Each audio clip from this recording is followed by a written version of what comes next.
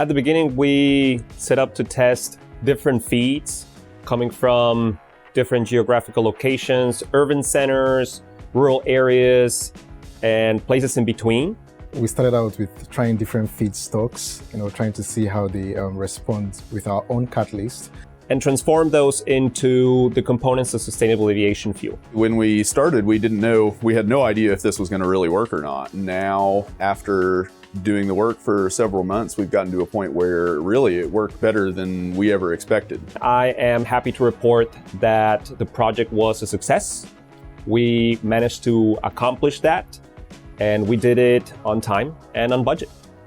The catalyst, the materials that are used in order to convert feedstock into fuel have many challenges. They require fairly pure feeds. One of the main things that we found is that waste feeds such as yellow grease or used cooking oil, brown grease or grease collected from grease traps could be converted into sustainable aviation fuel. So that's one of the main findings of our work. In addition to that, we determined that feeds that come from different geographical locations can also be converted. That's one of the main innovations here, whereas folks right now are using fairly pure and sometimes expensive feeds.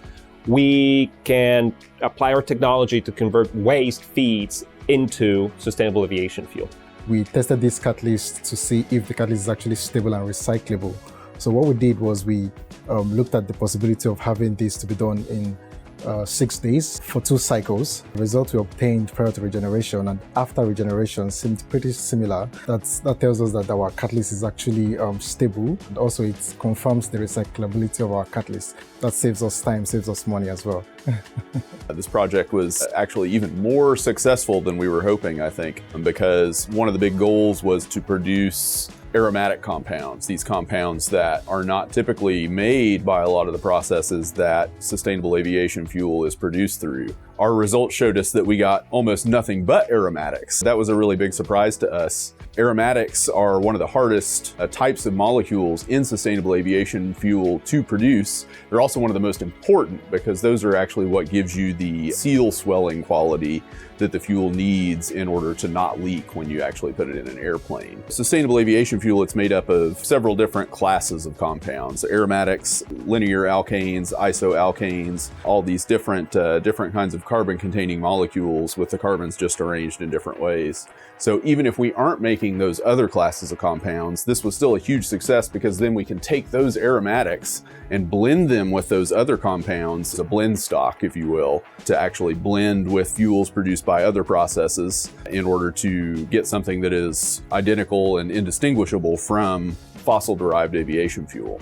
When we started the project, we were already very appreciative of how easygoing and helpful R&D was. At the end of the project, that did not change. If anything, it was even more clear to us that they are interested in the work, not in the red tape. It's just a great funding agency to work with. The OUR&D project has actually been, I've actually learned a lot, to be frank, beginning with the catalyst preparation, the catalyst characterization techniques, and also testing the catalyst in the reactor. The skills I've garnered so far would better position me to seek for postdoc opportunities after my PhD. So I think I've actually gained a lot of knowledge. I would really love to work with them again in the future because it's been unlike any funding source that we've ever worked with before. There's no red tape. You don't have to submit this report right now. You don't have to deal with a lot of the onerous qualities that a lot of other funding agencies have. This has really been a unique experience and one that I hope we can repeat again in the future.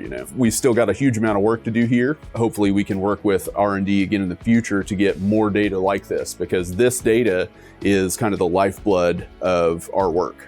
We need this preliminary data in order to go get those big grants. Each one of these reactions that we do takes supplies. Making catalysts takes money. Running our equipment takes money. Maintaining our equipment takes money. So at every step of this process, we have to have that funding input in order to do the work. And so this really gave us the opportunity to generate that data that we can then take and go get more money to do more work. That's the key, is to make sure that you always have new data so that you can use that data to get more data, really dial in those reaction parameters to give us something that is indistinguishable from a fossil-derived aviation fuel.